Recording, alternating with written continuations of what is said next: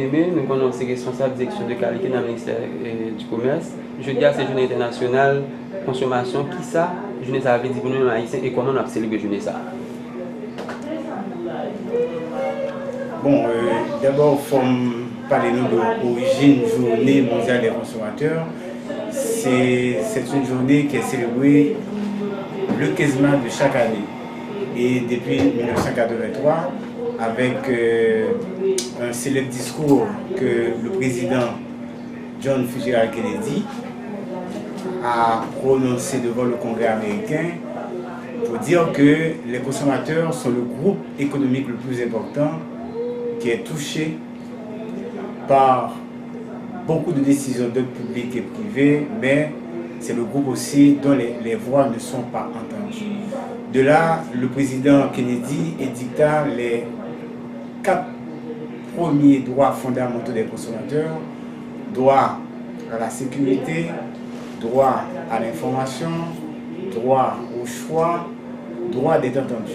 Mais plus tard, avec l'impulsion du Consumer International, qui est l'organisme mondial des droits des consommateurs, eh bien, l'ONU a voté une charte comportant actuellement 8 droits.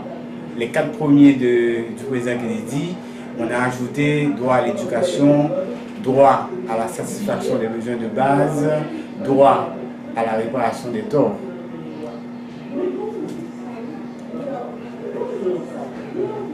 Droit à la réparation des torts. On nous imagine en Haïti, nous connaissons un pile problème, surtout par exemple dans un hôtel ou un bar restaurant. Imaginez nous consommons, nous manger, nous avons une intoxication, nous avons un problème quelconque. Est-ce que vous avez poursuivi ça? Qui provision nous pour ça? Bon, normalement, une faiblesse que nous avons en Haïti, c'est surtout la loi sur la protection des consommateurs. Elle est désuète, elle est obsolète, donc c'est pas un petit peu adapté. Mais le ministère du Commerce, à travers sa direction du contrôle de la qualité, a élaboré une loi qui est déjà déposée au Parlement. Ça date de combien d'années? Bon, peut-être depuis 2012, je pense. Mais il faut pencher sur des... Non. Or, une loi sur la protection des consommateurs, comme je le dis ce matin, elle n'est pas seulement bénéfique pour les consommateurs, mais elle est bénéfique aussi pour les entreprises et même pour le pays. Pour les entreprises, parce que ça va inciter les entreprises à développer une culture de qualité. Bon, vous n'êtes pas sans savoir que sans la qualité, nos entreprises ne peuvent pas être compétitives sur le plan national et sur le plan international. Pour exporter, il faut faire de la qualité. Et ça a commencé depuis 2012 avec les ministres d'alors, le ministre d'alors, et ensuite avec le ministre D, qui a adopté effectivement que la qualité comme l'un des pierres angulaires de la politique commerciale industrielle du ministère. Parce que sans la qualité, on ne peut pas exporter. Et grâce à la qualité, ça va aider le pays à résister à la concurrence étrangère sur le plan au niveau national, mais à pouvoir aussi bien exporter. Parce que quand les entreprises exportent, eh bien, ça va, elles vont faire de l'économie d'échelle. L'économie d'échelle veut dire elles vont augmenter en taille, elles vont besoin beaucoup plus de mouvements, elles vont créer beaucoup plus de richesses, elles vont créer beaucoup plus d'emplois aussi. Et vous savez, pour le pays, beaucoup de taxes. Donc, ça pourrait contribuer au développement économique du pays. Ok, directeur, une loi qui d'importance comme ça dans le pays, vous imaginez, depuis 2012, c'est déposé en bas, alors que nous connaissons le gouvernement qui se passe là, c'est toujours une majorité dans le Parlement. Pour qui ça loi, ça va être voté? Bon, je ne connais pas les raisons. Parce que c'est une loi d'intérêt. Mais ce que j'aimerais dire maintenant, est-ce que les parlementaires qui sont là, le fait qu'ils disent qu'ils représentent le peuple, une loi sur la protection du consommateur, c'est une loi qui concerne justement la population. Je pense qu'ils doivent faire et porter en eux ce projet de sorte que cette loi puisse être votée au Parlement. Parce que ce serait pour le bénéfice des consommateurs haïtiens de la population, pour le bénéfice aussi bien du pays, des entreprises. C'est extrêmement important, on ne peut pas sortir de là. Parce qu'une loi sur la protection du consommateur va donner droit aux consommateurs de pouvoir trouver justice quand ils sont victimes de dommages. Par exemple, pour un produit avarié, pour un médicament avarié, pour quand il n'y a pas de qualité de service, parce que même ce qui se passe dans les banques, cette longue ligne, il n'y a pas de transparence effectivement au niveau des contrats. Donc au niveau par exemple des compagnies téléphoniques, beaucoup de consommateurs se plaignent. C'est que font une présentation sommaire de texte de loi, ça que la donne. On va faire un petit résumé pour nous, parce que ça intéresse. Parce que vous voyez ça, en plus on a plein dans la rue, si nous regardons radio, on a peut-être toujours plein, par exemple pour comparer téléphone mobile. Comment abuser clientèle là, comment il y a perdu du crédit. Pas un côté pour aller pour ça. Il faut une présentation sur de loi, ça. Bon, nous, quelques points là dans succès. Bon, j'ai pas vraiment une grande idée des lois, mais c'est l'implication de cette loi sur peut-être que le respect des droits des consommateurs. C'est une loi qui tient compte effectivement que de tous les droits des consommateurs. Parce que vraiment, comme je viens de te le dire, si le consommateur est victime, grâce à cette loi, il a la possibilité individuellement de traîner l'entreprise justement en justice, de sorte qu'il peut effectivement peut-être trouver justice. Et peut-être aussi bien soit utiliser un cabinet d'avocats, soit passer par les associations de consommateurs pour voir peut-être que bien défendre leurs droits. Mais je ne veux pas vous en dire tellement de grandes choses, mais ce que je vous dis, l'impact, c'est justement aider les consommateurs à trouver, peut-être à ce que les droits des consommateurs soient vraiment respectés. Vous dites qu'il y a une question qui m'a donné un boulot. Combien d'associations de consommateurs qui travaillent et veulent avoir dans le système là? Bon, et effectivement, depuis avec le ministre Lalo, il y avait un projet sur la dynamisation et la modernisation des associations de consommateurs. Donc, on avait fait le tour du pays, on avait constaté que dans tous les départements, parce que tous les départements ne possèdent pas vraiment une association de consommateurs. Les associations de consommateurs qui existaient, c'était surtout dans l'ouest, particulièrement à Port-au-Prince. Voilà pourquoi on avait on avait adopté une structure divisionnelle de sorte que de faciliter la mise en place d'une association de consommateurs dans chaque département, de sorte que pour chaque département, il y a une association de consommateurs qui gère les problèmes de consommation dans la zone. Actuellement, il y a au moins 10 fédérations départementales d'associations de consommateurs. Ça veut dire qu'elles sont en train, au niveau de restructuration, parce qu'au niveau du ministère, on les a donné des formations par exemple, soit sur l'axiologie, l'éthique, et la formation sur le management, mais en même temps, donc, on les a distribué aussi des matériels de sorte qu'ils soient beaucoup plus en mesure de jouer pleinement leur rôle. Parce qu'il y avait un expert régional, par exemple de la Caraïbe, qui avait l'étude a montré effectivement que les associations de consommateurs, elles ne sont pas efficaces dans le pays par manque de ressources humaines qualifiées, de ressources matérielles. Et voilà pourquoi à travers le projet, on a dû effectivement essayer de structurer par des formations professionnalisantes, mais aussi bien en les distribuant des matériels informatiques, des matériels de bureau, de sorte qu'ils puissent avoir tous les moyens possibles pour bien jouer leur rôle. Mais on est à l'état embryonnaire. C'est à l'état embryonnaire, peut-être qu'on n'y a pas fini tellement eux-mêmes, mais au moins on est en train de les structurer. Parce que c'est un mouvement éthique qui demande des hommes et des femmes éthiques. Financement, est-ce que vous avez évalué dans tête au financement que un tel projet pour ça, pour encadrer l'association ça à travers 10 départements? Bon, c'est un financement qui s'étalait sur 3 ans. Ok, et on avait fait le projet, c'était peut-être dans les plus de 15 millions, mais on avait financé la première année à base de 3,5 millions comme ça. Et l'année prochaine, l'année dernière, donc la première année peut-être à 3 500 000. Good. Oui, good. Deuxième année, peut-être. Non, la première année, 1 700 000 good. La deuxième année, peut-être dans les 3 millions. Ok. Mais peut-être pour cette année-là, donc on n'a pas encore décaissé. C'est ce qui fait que ça a un petit peu ralenti peut-être le mouvement. Ok, directeur, visiblement, qui ça, ou du moins concrètement, qui ça, population bénéficie déjà de apport association ça?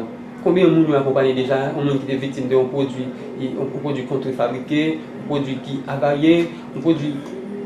Dis-nous qui ça vous fait déjà même pour sentir action sur terrain. Bon, comme je vous dis qu'elles sont à l'état embryonnaire, parce qu'il faut avoir cette structuration, parce que le projet, comme je vous dis, c'était de renforcer leur capacité organisationnelle et structurelle. Maintenant, par exemple, que dans le sud-est, elles sont vraiment très actives.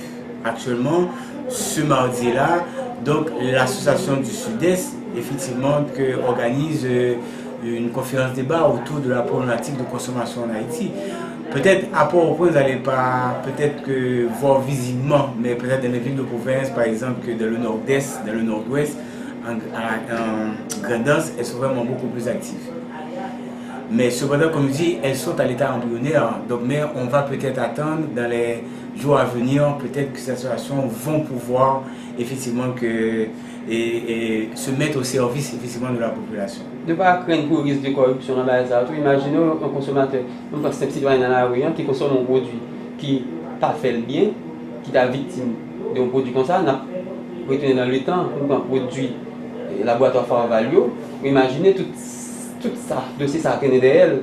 Ne pas craindre je dis lorsque un consommateur victime d'un produit soit un laboratoire ou bien un opérateur qui a opéré dans le système panon là, pour n'y pas une justice, pour à risque que l'institution capable de corrompre, même avocat ou juge qui dossier là devant là, ne pas craindre ça.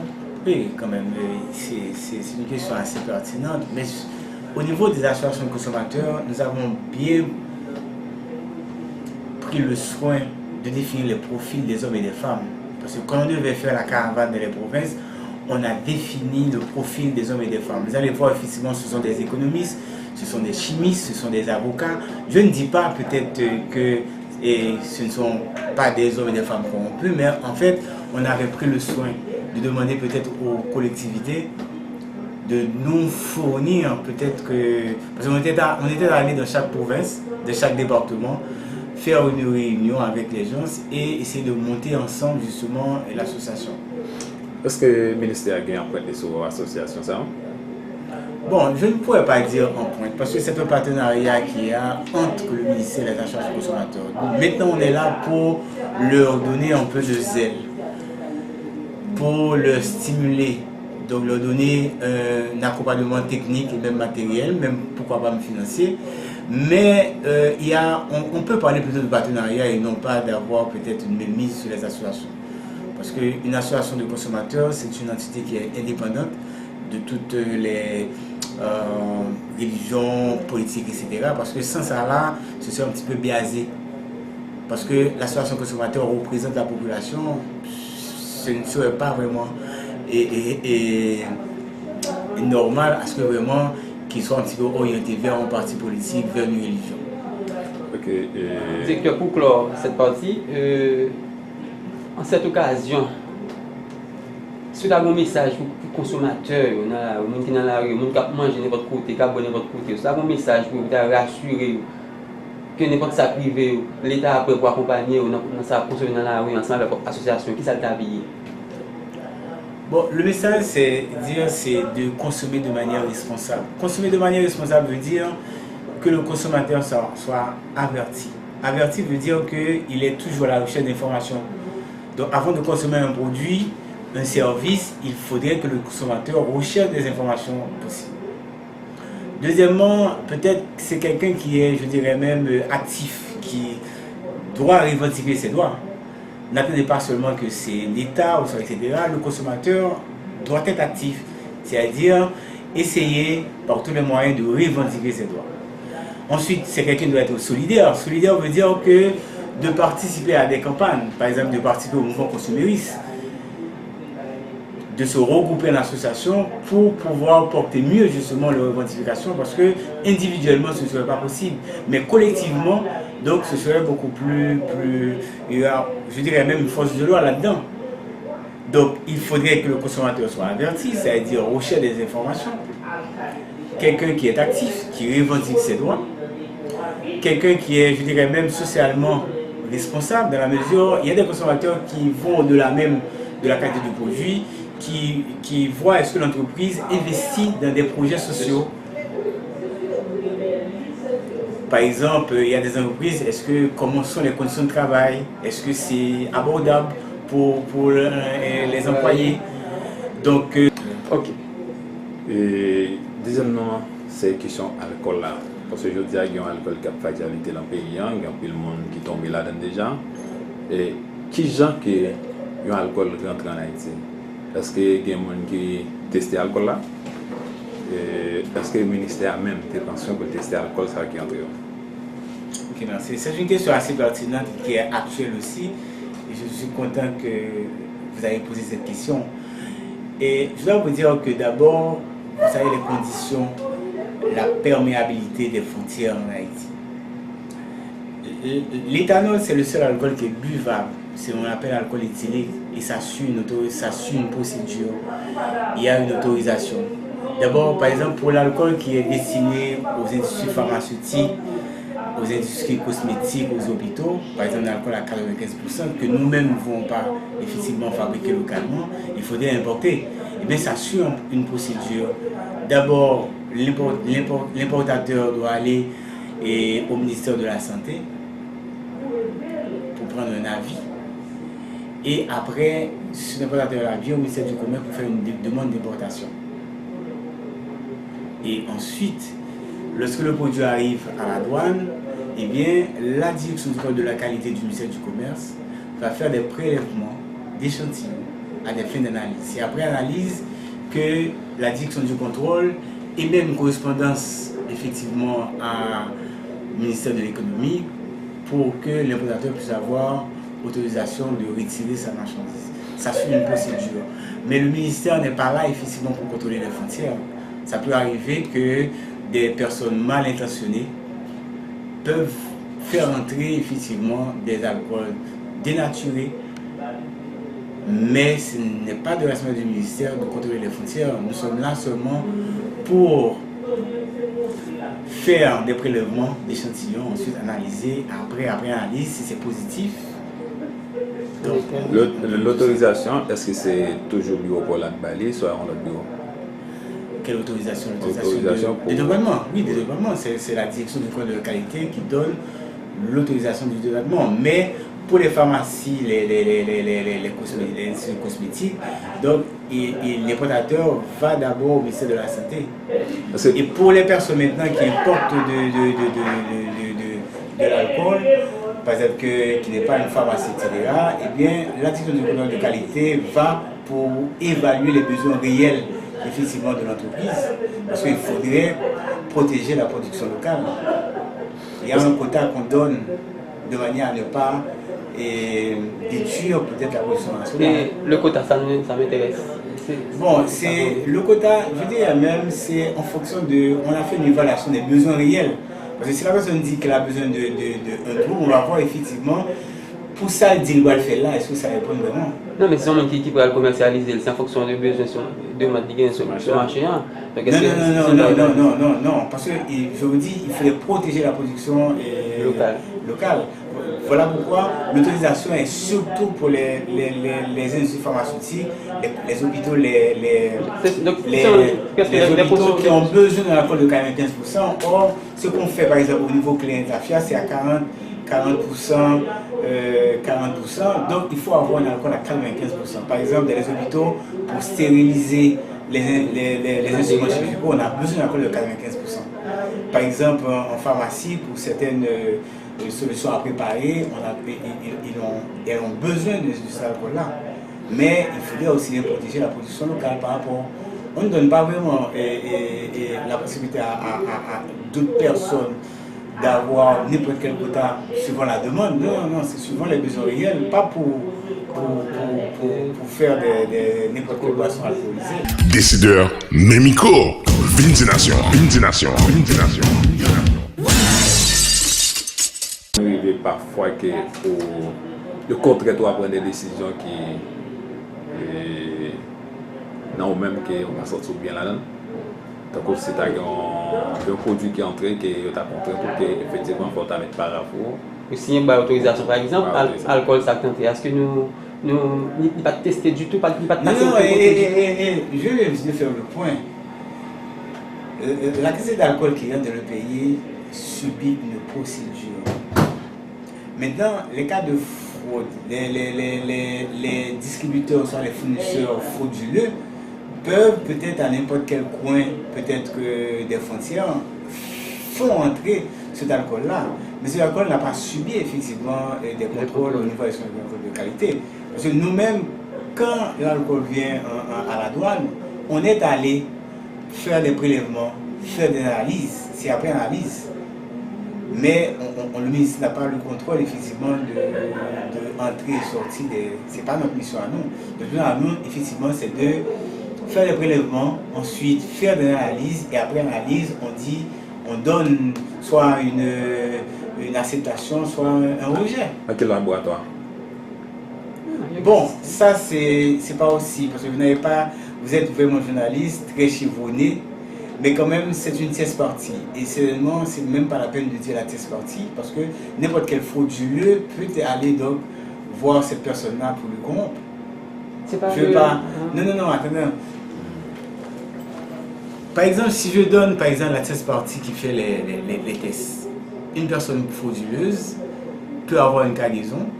Et puis, demande effectivement à ces cadres du laboratoire, peut-être soit font-ils pot de vin et puis dire que pour dire alcool là bon, pourtant que nous-mêmes nous connaissons alcool là bon, voilà pourquoi il y a des choses qu'on ne peut pas. Ça arrive que même on pas le dire, mais ça arrive que même laboratoire que pas gagner tout que c'est pas alcool parle. Oui, mais ça c'est pas alcool pas moun parle. Que la faire entrer puis le fait que c'est nous-mêmes qui va le tester. La autorisation qu'elle bon. Bon, je pense que c'est un débat de société qu'il faudrait poser vraiment. Mais quand même, je pense que déjà, au niveau des laboratoires, il y a des gens qui sont éthiques.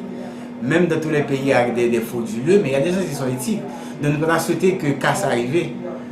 Mais en dans le ministère là, en dans la direction contrôle de qualité, deux fois pas nous faire, deux fois pas nous. Nous te posons une question tout à l'heure. Est-ce que parfois, les hauts placés par contre pour faire une décision qui est ou même personnellement pas dans la même temps? Peut-être qu'on est capable d'étudier la société, soit parce que lorsque c'est va faire rentrer dans le pays d'Haïti, il y a tout ensemble de décisions qui vont venir. Est-ce que ça va prendre que face à une situation qui est catastrophique pour payer, ou pas attendre la signature et puis contraindre nous pour faire ça. Bon, déjà, je vais vous dire quelque chose. Moi, je suis chargé de mission au rang d'assistant directeur. Il y a la directrice, mais je pense qu'avec le tempérament que la directrice a, il y a des choses qu'on ne va pas accepter du tout, même moi-même. De par le tempérament, il y a des choses qu'on ne va pas accepter. Bon, malheureusement, ça peut arriver, bien sûr, et ne peut pas se ça arrive et tout. Mais le tempérament dit que ça n'a jamais moyen, il y a des bagages qu'on ne va pas accepter du tout. C'est un jour ça t'arrive face à moi. Non, moi je ne vais pas rentrer parce que mon éducation ne me permet pas du tout. Voilà pourquoi on a étudié, on a beaucoup étudié, ce n'est pas le job qui compte, c'est d'agir de manière honnête et éthique. C'est une raison qu'on a étudié pour ne pas être esclave d'un job, d'un emploi. Et on ne va pas nous descendre comme ça. Moi je connais le tempérament de la directrice, il y a des choses qu'elle ne va pas accepter du tout.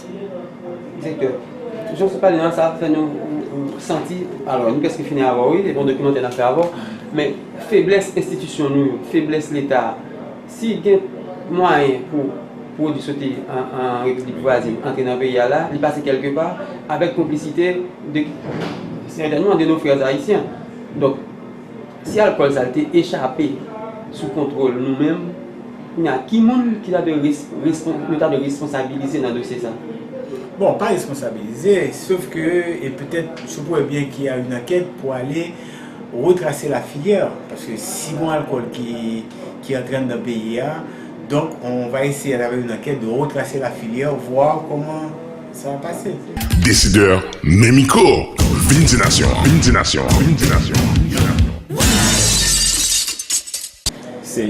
C'est un cas où on a deux ministères pour l'accompagner l'enquête, c'est le ministère même en bas autorisation pour l'accompagner. Bon là, je ne veux rien te dire, parce que là, moi je suis un petit peu de subalterne, donc je ne veux rien te dire en ce sens. C'est assez pertinent les questions, mais je pense que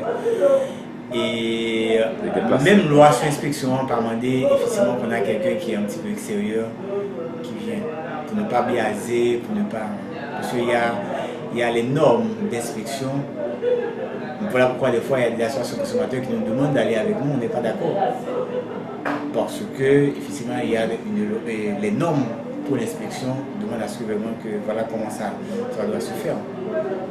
Mais une association consommateur peut décider de faire sa propre enquête.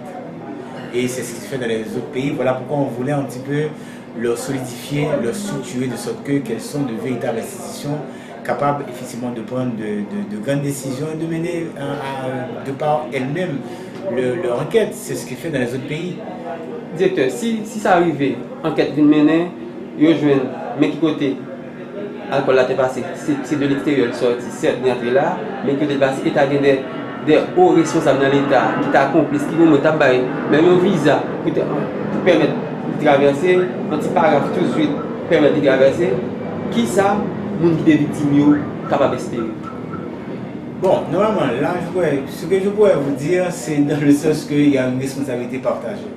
Parce que même au niveau de la protection du consommateur, il y a beaucoup de ministères qui interviennent. Ministère de la Santé, ministère de l'Agriculture, ministère de la Sécurité publique, ministère de la Justice.